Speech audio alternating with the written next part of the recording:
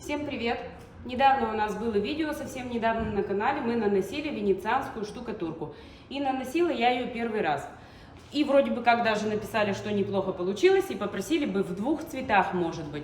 Давайте сделаем венецианку в двух цветах, первый слой и второй слой, разные цвета.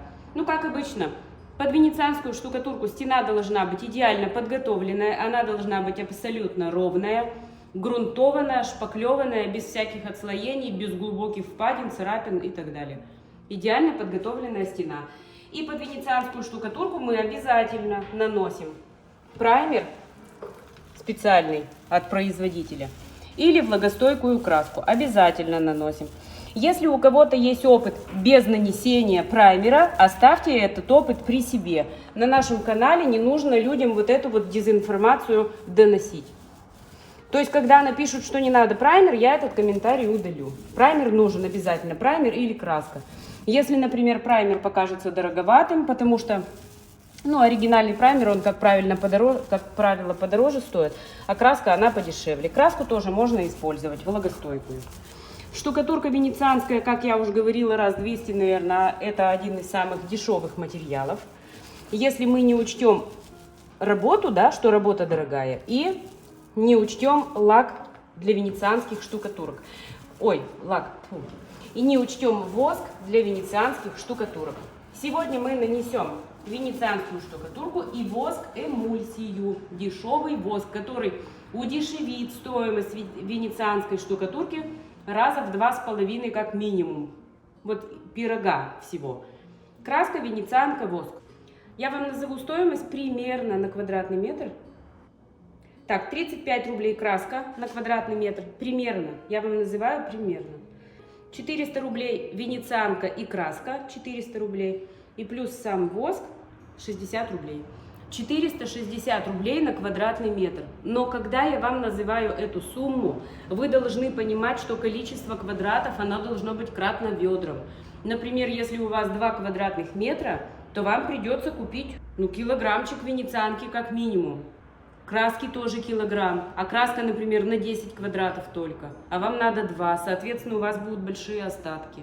Вот это надо тоже учитывать, потому что бывают запросы, нам пишут, что вы обозначили сумму 350 рублей за квадрат. Да, примерно 350 рублей за квадрат, но чем больше у вас квадратов, тем дешевле стоимость. А если квадратов очень мало, то кратно ведру получается дороже, конечно. Незначительно и не критически, но дороже. Оставляем сохнуть. И вернемся после высыхания. Примерно 4 часа сохнет краска. Так, я пытаюсь перемешать.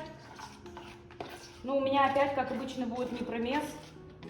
Но давайте будем наносить. Вы уж, наверное, привыкли, что у меня не промес. Так, кельма должна быть чистая. Краска у нас высохла. Праймер в нашем случае. Кельма должна быть чистая абсолютно. Потому что если маленькие даже какие-то ошметки там будут, это все отразится на стене в последующем. И наносим вот такими вот движениями. Серая она у нас. Первый слой серый. Вот что-то попало, и все, пошла. Какая-то мусоринка попала и тащится по всей стене теперь. По всей моей огромной 3-метровой стене тащится, зараза. Такая. Хаотичное движение. Постоянно меняем направление руки.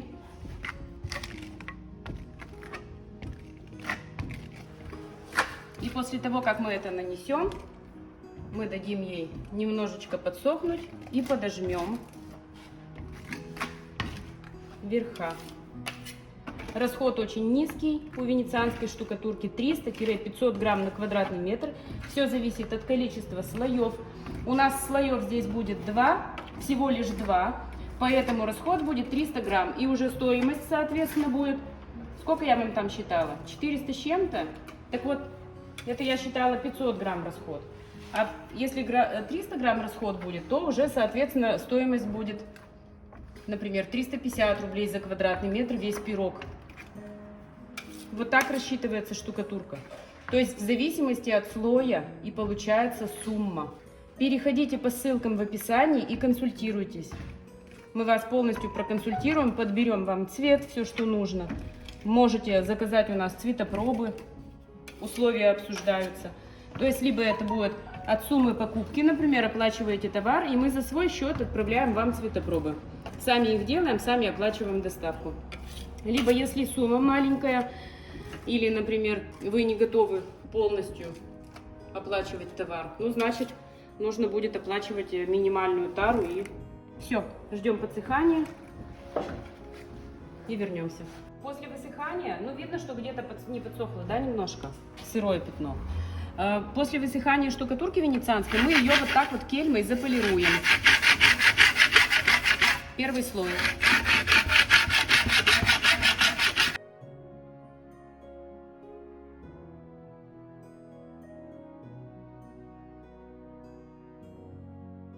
Видно, да, что при полировке выявляются, ну, во-первых, она блестеть начинает, во-вторых, выявляются вот эти части, они уплотняются и становятся темнее.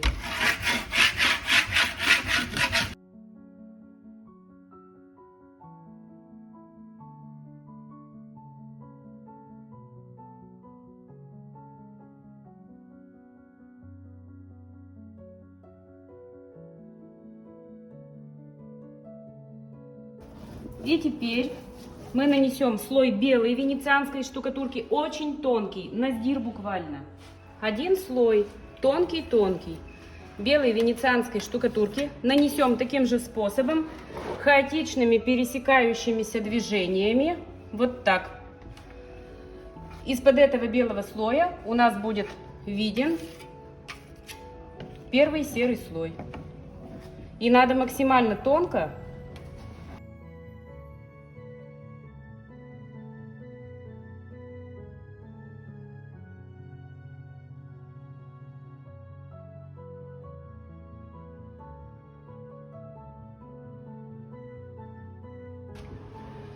Снова дадим подсохнуть и снова приполируем. Ждем высыхания. Совсем недолго сох второй слой. Он был очень-очень тонкий. И мы сейчас его тоже приполируем. То есть начинаем так же. Я вот так держу кельму. Вот, мне так удобно. Вот.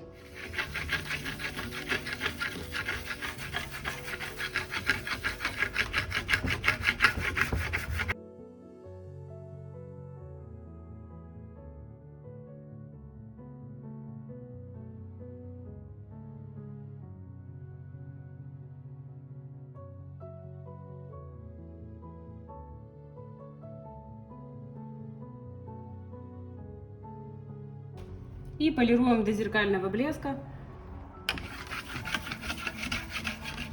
И дальше мы вам обещали показать воск, которым можно в качестве удешевления тоже покрыть, и он тоже будет зеркалить. Ну, конечно, это не тот венецианский воск, да, такой как парафин густой. Это воск другой, но все-таки его можно использовать.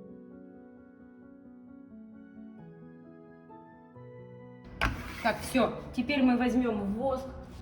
Вот такая у него густота. То есть это не тот воск, как я вам уже и говорила. Вот. Такая густота. Но в качестве удешевления он ведь в разы дешевле. В 3-5 раз дешевле. Вот в качестве удешевления его тоже можно использовать.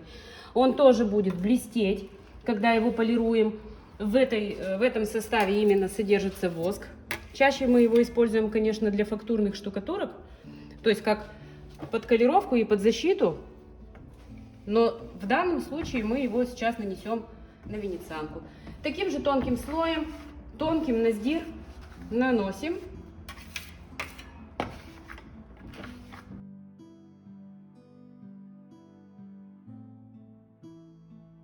Излишки мы убираем обратно в ведро.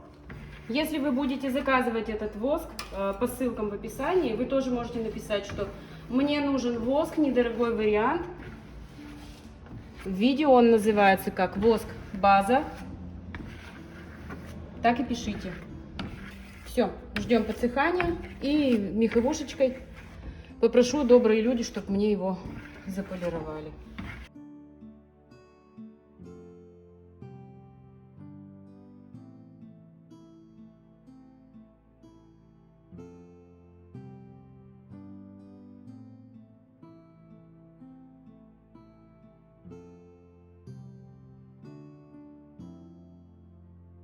Вот такой Простой способ нанесения венецианской штукатурки своими руками, совершенно не умеючи. Я не делала никогда эту штукатурку, вот второй раз я делаю ее на образце. Но мне кажется, что вполне это реально сделать, если кто-то хочет что-то подобное. Пробуйте, не бойтесь. Самое главное это не иметь страха, иметь желание, и такое вдохновление, хорошее настроение. Штукатурку декоративную вы можете заказать у нас, и мы сопроводим вас при нанесении. То есть, покупая у нас штукатурку, вы получаете дальнейшие консультации, как наносить, что наносить, где, какими слоями. То есть люди, кто у нас покупает, они в течение всего промежутка нанесения, они пишут, звонят, спрашивают. Мы никого еще не бросили и всех сопроводили до победного конца. Ставьте лайк, подписывайтесь на наш канал и покупайте у нас штукатурки декоративные. Всем пока!